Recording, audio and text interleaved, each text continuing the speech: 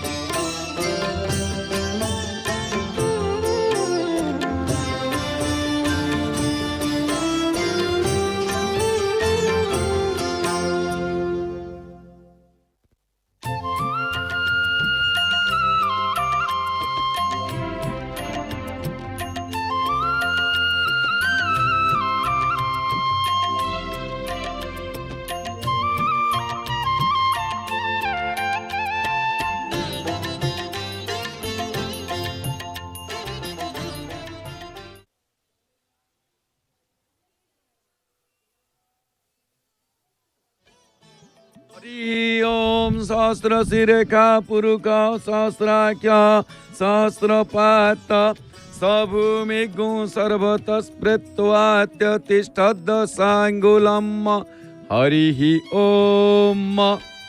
जय जय श्री जगन्नाथ, जय जय श्री जगन्नाथ, जय जय श्री जगन्नाथ। प्रिय जगन्नाथ प्रेमी दिव्यात्मन ममाराध्या माता भगिनी वृंद आपण मानकु समस्त को जय जगन्नाथ परिवार तरफ हार्दिक अभिनंदन। प्रिय दर्शक बंधु, आमे दर्शन करुचे महाप्रभु श्री पतित पावन को बड़ देउल दर्शन करुथिले माउसी मांकर आलती माउसींकर आउ एई आलती सतरे सबुदिन आमे दर्शन करुचे अपरूप दर्शन। आउ माँ का आलती किछि समय पर आमे पुणी बाटमंगला आलती दर्शन करिवा। आउ गुरुवार आज पहली श्रावण श्रावण मासर अयम आरंभ दिवस श्रवण नक्षत्र युक्त ए श्रावण मास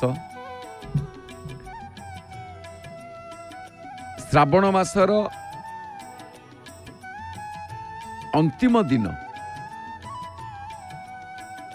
जहा श्रावण पूर्णिमा। श्रावण पूर्णिमाटी बलभद्रंकर जन्म बलभद्रंक जन्म श्रावण पूर्णिमा गम्हा पूर्णिमा गम्हाडिया एक विशेष पर्व गम्हा पुन्नेई। आमर गोटे लोक कथा थाए अकाले नाई कि सकाले नाई गम्हा पुन्नेई कि माई माई गम्हा पुन्नेई गम्हा आमे गम्हा पूर्णमी बा श्रावण पूर्णिमा दिन से विषय आलोकपात करिबा। किंतु सबुठारु आनंदर कथा श्रावण मास गोटाक जाक कौन हुए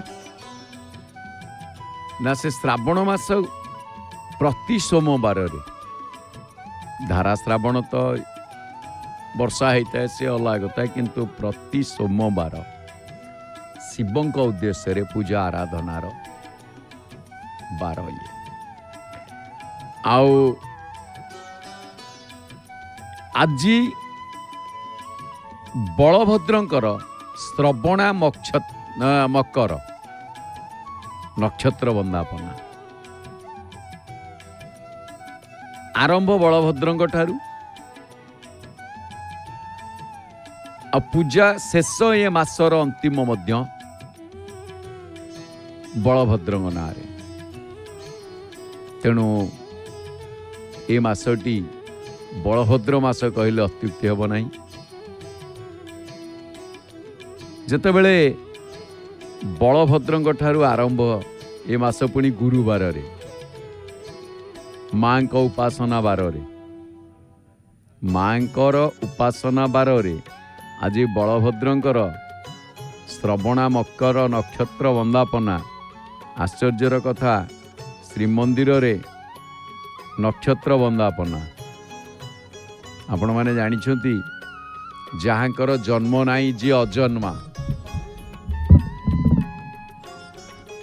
ଜୟ ଜଗନ୍ନାଥ ଟିଭି ମାଧ୍ୟମରେ ଆମେ ଦର୍ଶନ କରୁଛେ ମହାପ୍ରଭୁଙ୍କର ବେଶ ଶୃଙ୍ଗାର।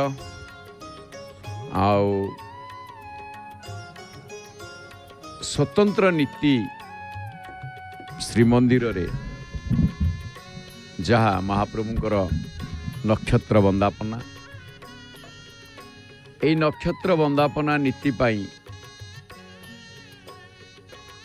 ପର୍ବ ଯୋଗାଣିଆ ଏକ ସରା କୋରା ଯୋଗେଇଥାନ୍ତି। ତା ଛଡ଼ା ଲୀଳାମୟ ଶ୍ରୀ ଦାରୁ ବ୍ରହ୍ମଙ୍କର ରୀତି ନୀତିର ଯେଉଁ ସ୍ୱତନ୍ତ୍ରତା ରହିଥିବାରୁ ପ୍ରତ୍ୟହ ଶ୍ରୀମନ୍ଦିରରେ ପାଳିତ ଅବକାଶ ନୀତି ସମୟରେ ତିନି ମୁଖ୍ୟ ଠାକୁରଙ୍କର ନକ୍ଷତ୍ର ତିଥି ଇତ୍ୟାଦି ଜ୍ୟୋତିଷ ସେବକ ପଢ଼ିକି ଶୁଣେଇଥାନ୍ତି। ବଳଭଦ୍ରଙ୍କର ଶ୍ରବଣା ମକର, ଜଗନ୍ନାଥଙ୍କର ରୋହିଣୀ ବୃଷ ଏବଂ ସୁଭଦ୍ରା ଦେବୀଙ୍କର ଜ୍ୟେଷ୍ଠା ବିଛା।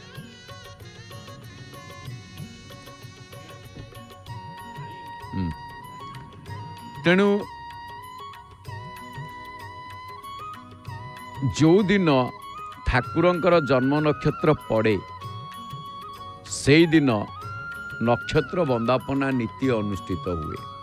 ଜନ୍ମ ନକ୍ଷତ୍ର ଯେମିତି ଆମମାନଙ୍କର ଜନ୍ମଦିନକୁ ସ୍ୱନକ୍ଷତ୍ର ଦିବସ କୁହାଯାଏ। ଏଇଠି ଗୋଟିଏ ଜିନିଷ ଜାଣିବା ଦରକାର ଯେ ଜଗନ୍ନାଥଙ୍କର ଏବଂ ବଳଭଦ୍ରଙ୍କର ଜନ୍ମ ନକ୍ଷତ୍ର ପଡ଼ିଲେ ସମ୍ପୃକ୍ତ ଦୁଇ ଠାକୁରଙ୍କୁ ଦୁଇଥର ବନ୍ଦାପନା କରାଯାଏ, କିନ୍ତୁ ସୁଭଦ୍ରାଙ୍କର ଜନ୍ମ ନକ୍ଷତ୍ର ପଡ଼ିଲେ ସମସ୍ତଙ୍କୁ ଗୋଟିଏ ଲେଖାଏଁ ବନ୍ଦାପନା କରାଯାଏ। ତେଣୁ ନକ୍ଷତ୍ର ବନ୍ଦାପନା ନୀତି ଯେତେବେଳେ ପାଳନ ହୁଏ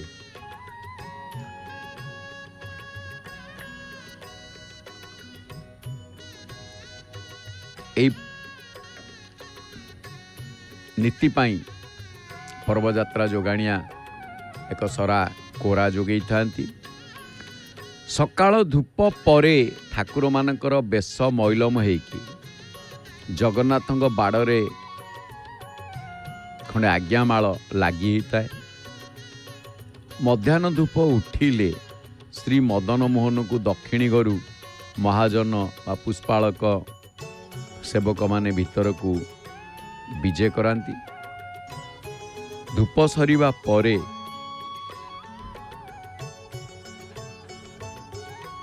ପୂଜା ପଣ୍ଡା, ପତି ମହାପାତ୍ର ଏବଂ ମୁଦିରସ୍ତ କର୍ପୂର ଆଳତି ଏବଂ ବନ୍ଦାପନା ତିନି ଠାକୁରଙ୍କୁ କରନ୍ତି। ଏଇଠି ଆହୁରି ଗୋଟିଏ ଜିନିଷ ଜାଣିବା ଦରକାର ଯେ ବଳଭଦ୍ରଙ୍କ ବାଡ଼ରେ ମୁଦିରସ୍ତ, ସୁଭଦ୍ରାଙ୍କ ବାଡ଼ରେ ପତି ମହାପାତ୍ର ଏବଂ ଜଗନ୍ନାଥଙ୍କ ବାଡ଼ରେ ପୂଜା ପଣ୍ଡା ସେବକ ଆଳତି ଓ ବନ୍ଦାପନା କରନ୍ତି। ଭଲ କଥାଟିଏ। ବଳଭଦ୍ରଙ୍କ ବାଡ଼ରେ ମୁଦ୍ରହସ୍ତ